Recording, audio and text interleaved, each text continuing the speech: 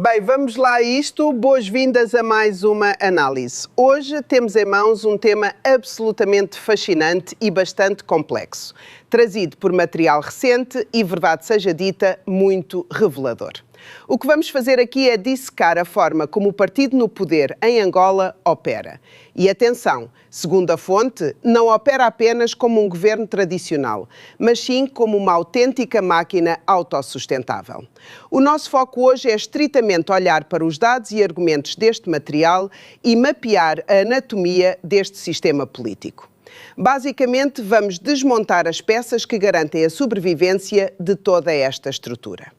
Logo a abrir, o material atira-nos um verdadeiro paradoxo para cima da mesa. Uma daquelas perguntas que nos faz parar para pensar.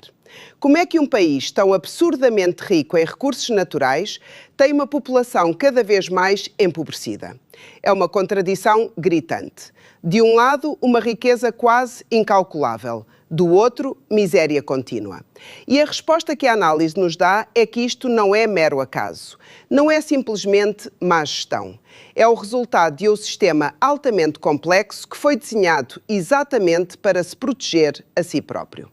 Hoje vamos dividir a nossa análise em 5 partes fundamentais. Primeiro, o paradoxo angolano. A seguir, o domínio económico. Depois, as engrenagens de controlo. Em quarto lugar, o perigo da mudança. E a fechar, o custo para o país. Ponto número 1, o paradoxo angolano. A riqueza versus a miséria.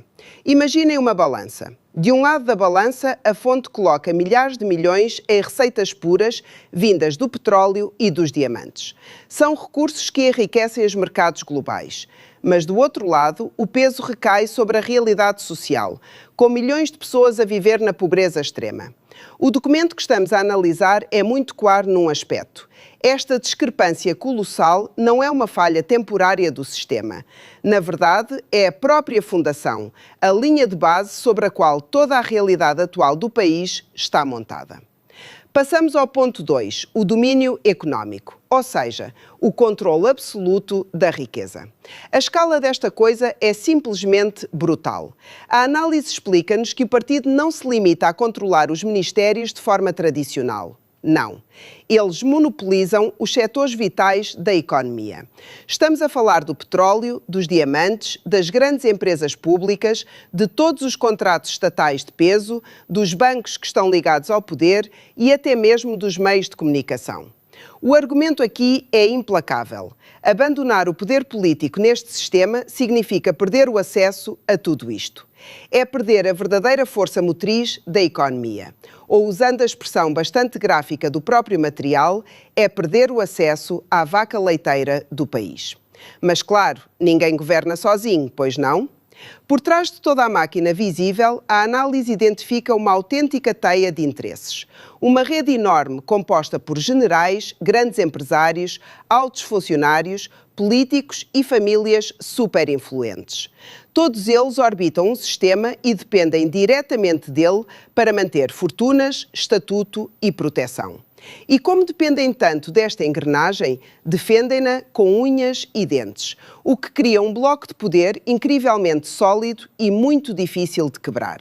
O que nos leva à secção 3, as engrenagens de controlo. As regras do jogo.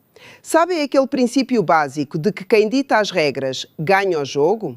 É exatamente isso que a fonte descreve.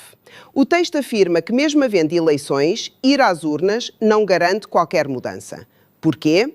Porque a máquina controla as instituições que gerem e validam todo o processo. O Tribunal Constitucional, a Comissão Eleitoral, o Sistema Judiciário e as Forças de Segurança. Segundo a análise, o sistema foi desenhado de raiz para resistir à mudança, manipulando completamente o tabuleiro onde a política acontece. Mas e quando surgem ameaças a sério? O que acontece quando o controle institucional não chega? Bem, o documento relata uma tática de escalada repressiva implacável, dividida em 3 fases. Primeiro, a ameaça aparece, seja através de protestos ou de uma oposição mais forte. Segundo, entram em cena os chamados cães de caça, termo usado na própria fonte. A oposição é asfixiada. Ativistas sofrem uma pressão absurda, muitas vezes enfrentando acusações pesadíssimas de associação criminosa ou até terrorismo. E o terceiro passo, o medo. O medo instala-se de tal forma que paralisa por completo a mobilização popular. É por isso que tantas greves ou movimentos perdem a força antes sequer de começarem. E a par disto tudo, há a narrativa. A frase constante: nós libertamos Angola. O material sublinha que evocar a história da libertação funciona hoje em dia como um autêntico escudo político. Serve para legitimar o facto de continuarem no poder ano após ano. E usam este trunfo incessantemente, mesmo perante gerações mais novas que não têm qualquer memória dessa época e mesmo quando a realidade atual bate de frente com as velhas promessas da libertação. Secção 4. O perigo da mudança. O risco terrível de perder o poder. Este é, de longe, o ponto mais crítico apontado na análise. Se a elite atual sair do poder, os riscos pessoais são gigantescos. Por um lado, temos as ameaças legais. Perdem a imunidade no momento em que saem, ficam sujeitos a ir a tribunal e enfrentam o risco real de ir parar à prisão.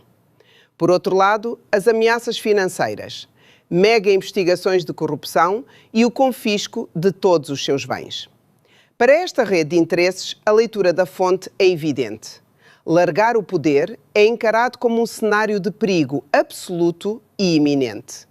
Não podem simplesmente sair pelo próprio pé. É por isso que o texto chega a uma conclusão fortíssima. Manter o poder já não é uma mera ambição política ou um projeto de governação. Nada disso. Tornou-se, literalmente, o único seguro de vida desta elite. É a única forma de garantirem proteção pessoal e financeira. Este medo da queda é o grande combustível que mantém a máquina a funcionar. Por fim, a nossa quinta e última secção. O custo para o país. E quem paga a fatura disto tudo? O país, claro. As consequências são gravíssimas e afetam toda a gente. O material descreve uma economia estagnada, viciada nas flutuações do petróleo, onde a riqueza nunca escorre para a população, ficando retida numa elite muito pequena. A meritocracia pura e simplesmente não existe. As oportunidades dependem a 100% da cor da camisola política. Pensar de forma independente sai muito caro. Para a oposição, a pobreza é quase garantida, ao ponto de a própria análise referir que o caminho mais fácil para quem quer subir na vida é baixar a cabeça e aliar-se ao sistema. Tudo isto culmina numa ideia central apresentada pelo documento: a corrupção estrutural. Atenção a isto. O argumento é que a corrupção não é uma anomalia, não é um erro, não é uma exceção à regra. A corrupção é o próprio sistema. A extração de riqueza e o favorecimento dos amigos são literalmente a base de toda a engrenagem. O sistema não está avariado. Ele funciona perfeitamente, exatamente da forma como foi programado para funcionar. O que nos deixa com uma reflexão provocatória para fechar. Depois de desmontarmos este complexo puzzle económico e repressivo, a fonte deixa-nos uma pergunta no ar. Se o Estado e a economia são controlados de forma tão férrea apenas para evitar que uma elite perca os seus privilégios, temos de questionar. Será que o objetivo central, alguma vez, foi o desenvolvimento da nação? Ou será que a única verdadeira missão é só manter a máquina a trabalhar? Fica a pergunta, que convida todos os que acompanham esta análise a olharem com muita atenção para as reais dinâmicas do poder. E com isto, terminamos por hoje. Até à próxima.